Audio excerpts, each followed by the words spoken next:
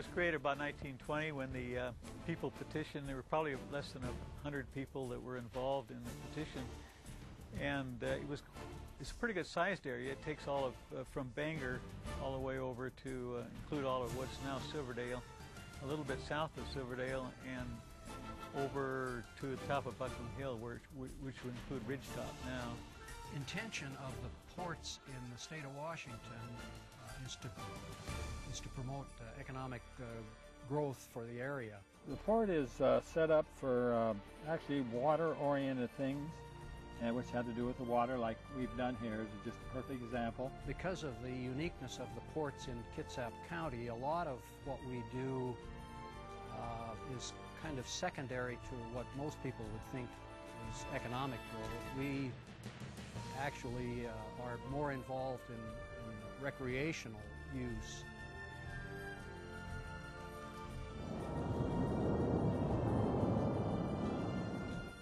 My mother thought Silverdale Park was the best thing that ever happened to Silverdale. When they first began planning a Silverdale waterfront park, it was originally going to be a little further west of where the Silverdale waterfront park is now. Bob Harper of Silverdale Fuel and Transfer, he was good about that. We'd been dealing with him, and he probably could have sold it to somebody for some other purpose, but he stayed behind his word that he would sell it to us, so we ended up with it. The Silverdale Waterfront County Park probably would not be in existence today had it not been for the Port of Silverdale's purchase of the property when it was available, and subsequently trading that property with the county for adjoining waterfront property where our pier and boat launch are now. You got access to put your boat in the water. You got every place to, people can water ski, you can jet ski, canoe, kayak. You've got the park over there with all the nice playground and stuff. You got the pier. They can fish, they can go out there and do everything. You got this lawn here where you can play games and stuff. Kids can go down the beach here and swim off the beach. It is a beautiful park, and everything is improving down there as far as facilities. The port went together with the county to put in facilities for boaters.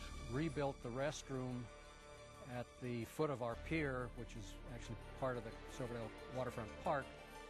We've added laundry and shower facilities for the boaters. Now they have a first-class operation. They have sewer pump out and water and surveillance with night security. It makes Silverdale a very special place to be, to come for an afternoon and spend time at the park, not just for the children but for the adults as well.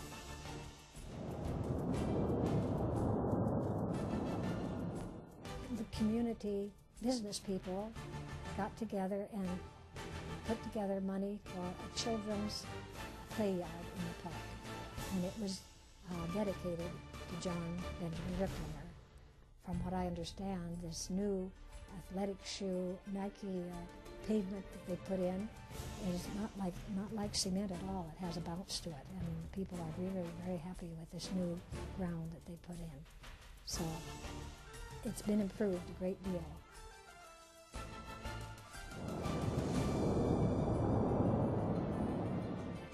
This bay is fairly shallow all over, and so where the transient moorage part is, we dredged that to -10. That means you got about 6 foot of water in there actually on a zero tide. That makes it good for most boats to be in there. The dredging was really unique. Now that we have the GPS, the Global Positioning System, they actually had 2 GPS monitors, one on the end of their boom and one in the, I think it was in the control house of the dredge, and they knew precisely where they were removing the material from around our boat launch.